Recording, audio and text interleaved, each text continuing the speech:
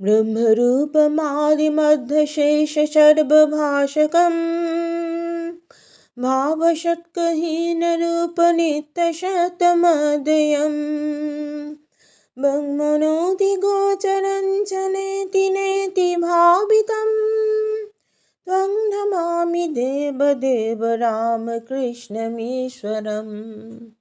নমস্কার, আমার এই চ্যানেলে আপনাদের সকলকে স্বাগত। ঠাকুর শ্রী শ্রী রামকৃষ্ণ পরমহংসদেব, শ্রী শ্রী মা এবং স্বামী বিবেকানন্দকে আমার সশ্রদ্ধ প্রণাম জানিয়ে শ্রীমকথিত রামকৃষ্ণ কথামৃত থেকে পরবর্তী অংশ পাঠ করে শোনাচ্ছি। শ্রীরামকৃষ্ণ ও ফ্রি উইল। শ্রীরামকৃষ্ণ এই উপমা যদু মল্লিকও বলেছিল ছোট নরেন্দ্রর প্রতি। এ কি ইংরাজিতে আছে? ডাক্তারের প্রতি, দেখো ঈশ্বর সব করছেন, তিনি যন্ত্রী, আমি যন্ত্র, এ বিশ্বাস যদি কারো হয় সে তো জীবনমুক্ত। তোমার কর্ম তুমি করো, লোকে বলে করি আমি। কীরকম জানো? বেদান্তের একটি উপমা আছে। একটা হাঁড়িতে ভাত চড়িয়েছ, আলু বেগুন সব ভাতে দিয়েছ। খানিক পরে আলু বেগুন চাল লাফাতে থাকে, যেন অভিমান করছে, আমি নড়ছি, আমি লাফাচ্ছি। ছোট ছেলেরা ভাবে আলু পটল বেগুন ওরা বুঝি জীবন্ত, তাই লাফাচ্ছে। যাদের জ্ঞান হয়েছে তারা কিন্তু বুঝিয়ে দেয় যে এইসব আলু বেগুন পটল এরা জীবন্ত নয়, নিজে নিজে লাফাচ্ছে না।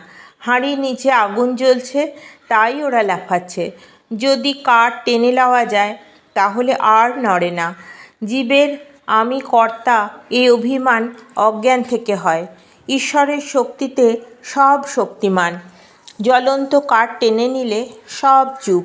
পুতুল নাচের পুতুল বাজিকরের হাতে বেশ নাচে, হাত থেকে পড়ে গেলে আর নড়ে না, চড়ে না। যতক্ষণ না ঈশ্বর দর্শন হয়, ততক্ষণ সেই পরশমণি ছোঁয়া না হয়, ততক্ষণ আমি কর্তা এই ভুল থাকবে। আমি সৎ কাজ করেছি, অসৎ কাজ করেছি, এই সব ভেদবোধ থাকবেই থাকবে। এ ভেদবোধ তাঁরই মায়া, তার মায়ার সংসার চালাবার জন্য বন্দোবস্ত।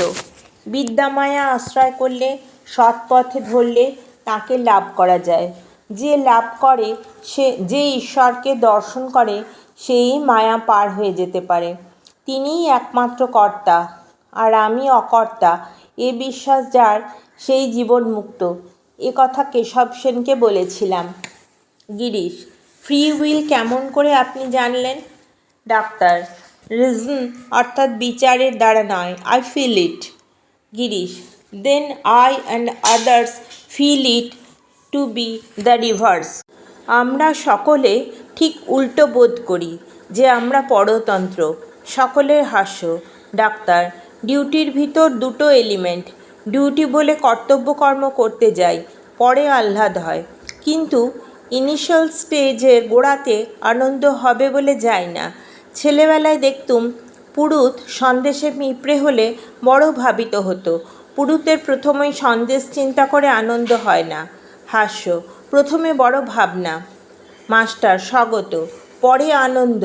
কি সঙ্গে সঙ্গে মনে করে আনন্দ হয় বলা কঠিন। আনন্দের জোরে কার্য হলে ফ্রি উইল কোথায়? অহৈতুকী ভক্তি। পূর্বকথা, শ্রীরামকৃষ্ণের দাসভাব।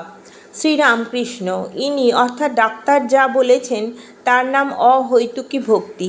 মহেন্দ্র সরকারের কাছে আমি কিছু চাই না, কোনো প্রয়োজন নাই। মহেন্দ্র সরকারকে দেখতে ভালো লাগে, এরই নাম অহৈতুকী ভক্তি। একটু আনন্দ হয়, তা কী করব?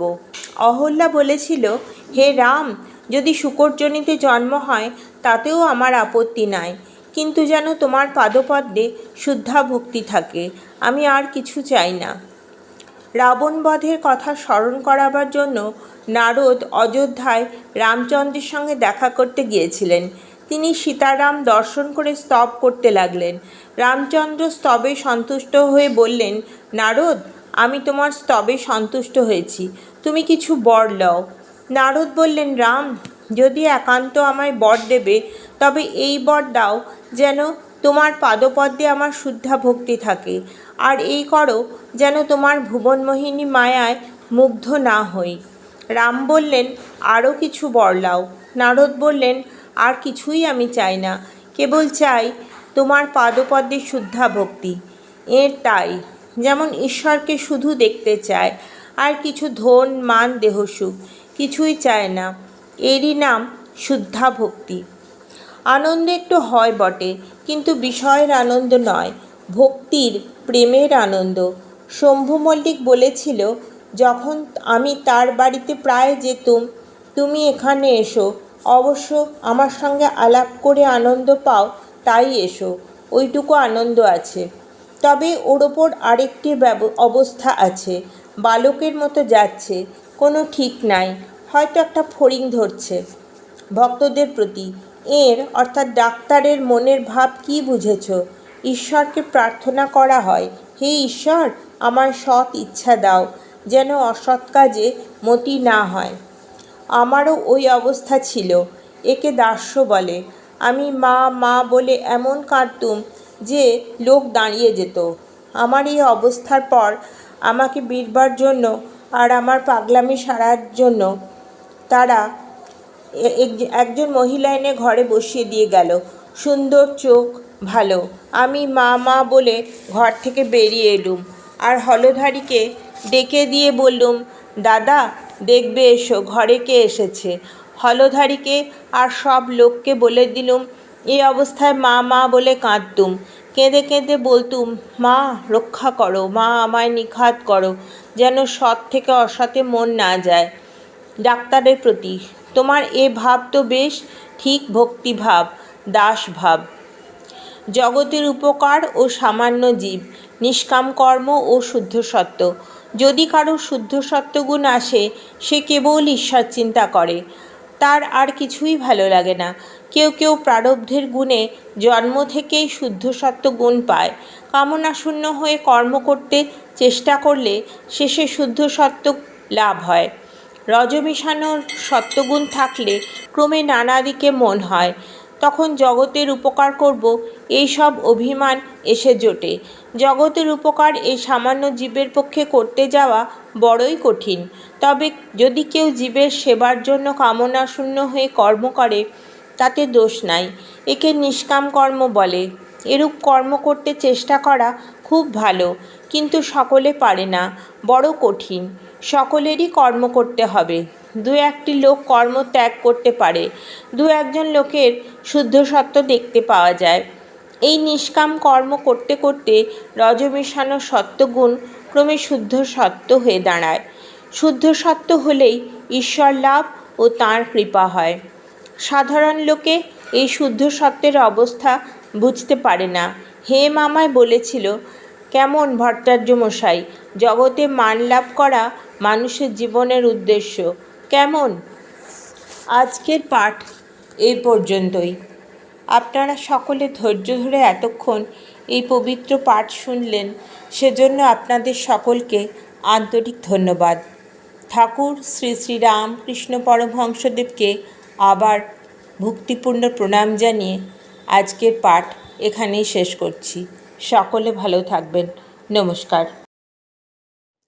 ধর্মহানহারকং তধর্মকর্ম বারকং লোকধর্মচারণঞ্চ সর্বধর্মকোবিদম ত্যাগি সব্বনিত্যপাবনং কৃপঙ্কজম ত্বং নমামি দেবদেব রামকৃষ্ণমীশ্বরম तं नमामि देवदेव रामकृष्णमीश्वरम् तं नमामि देवदेव रामकृष्णमीश्वरम्।